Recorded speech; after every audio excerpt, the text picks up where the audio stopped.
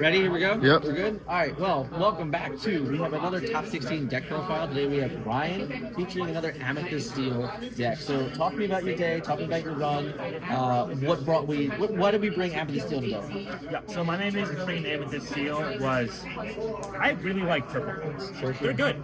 They are such a good value engine between like the pieces like Giant Cobra, emulating the pieces we got earlier, like as a repeat card such as Merlin Goat.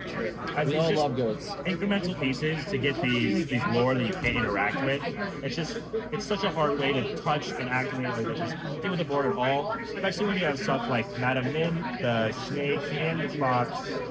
To be able to rebuy and reuse those ETB effects, and just get this like good value engine of lore movement, especially when you already have these proactive one drops like Maleficent. Yeah, so talk to me about playing a little more aggressive version here. Maleficent's definitely not as common of a card we're seeing these days. I would have played more, honestly. Okay, that's a good thing. That's a good thing. That card felt incredible. Every game, so you usually don't need cards telling you go first.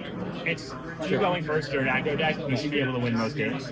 But this card cleans up games so well. If your opponent does not have a one drop, if they do not have that bell on the first turn, which is so hard for libraries to deal with in general, they're just going to lose this. You're going to get 2 to like 6 lore from your one drop, and then if you go Maleficent into probably what I think is the best follow up, Calhoun, you go one drop Maleficent, 2 drop Calhoun, you quest, all you do is get into it, you swing with Calhoun. If it doesn't have at least 3 attack, you're getting 2 lore off of it. So pretty much all Eats T-pose. Eats T-pose, eats Steel Songs. Yeah. Steel Song hates seeing a Calhoun. But Steel Song is kind of mid.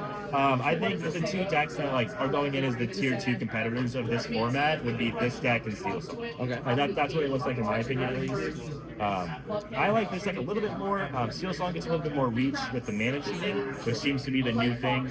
Yeah. That Steel Everybody's Song doing it. Yeah, everyone's doing it. Steel Song was kind of the pioneers of that for set like 4 when they first started being built.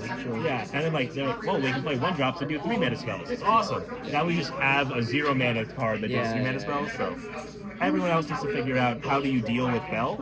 And one of the good ways I find to deal with Bell, I played 2 Benja today. I will probably play more going back in, realizing how dominant blue, red, and blue steel is. It is a menace, and even just like proactively blowing up like the one popsicle or the one like Trinisphere, Fortisphere. It's a magic card, sorry. Yeah, you're right. Like just proactively blowing it up on 3 so they can't get their Flabishim on 4 to draw those 2. It's huge. Like cutting off those 2 cards gives you such a value advantage that like we'll just steamroll you into winning games, and that's all Lorcana is about.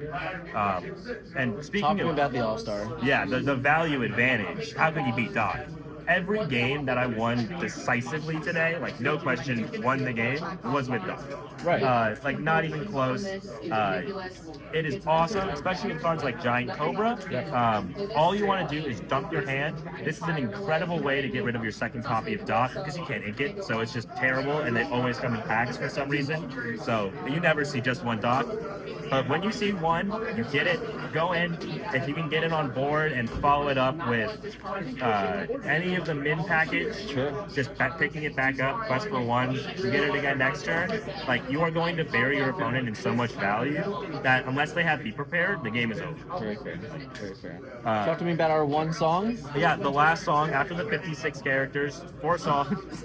4 strengths, this card's incredible. You are so good at flooding the board. There are games that I just wait, one drop, kill your bell on 3, start questing. Like, I can start to play the game now effectively. And it really unlocks, like, a range of damage that this deck just should not be able to access.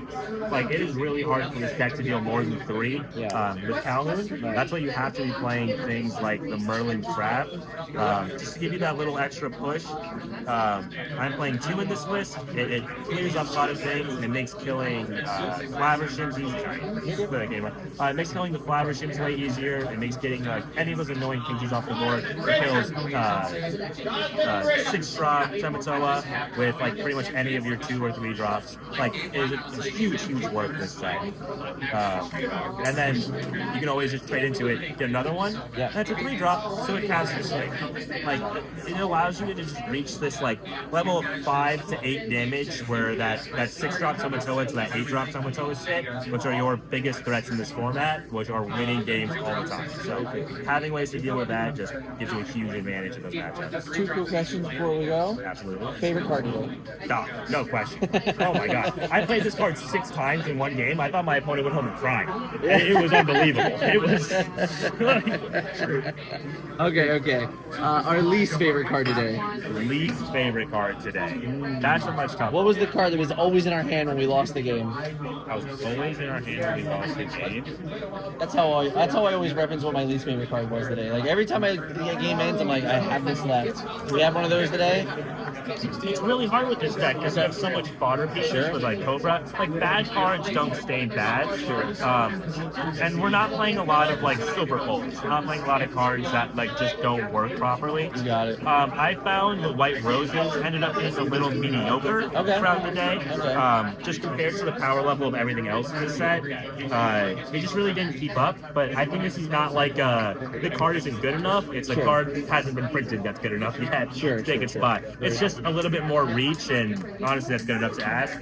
But other than that, it is a little bit of a undervalued creature. Very fair. Good. Well, thank you guys so much for joining us today. Congratulations on your top 16 finish. Thank you guys. And hopefully see you at the next one. Of course, I will probably not be here tomorrow, but you'll see me again for the big ones. Thank you.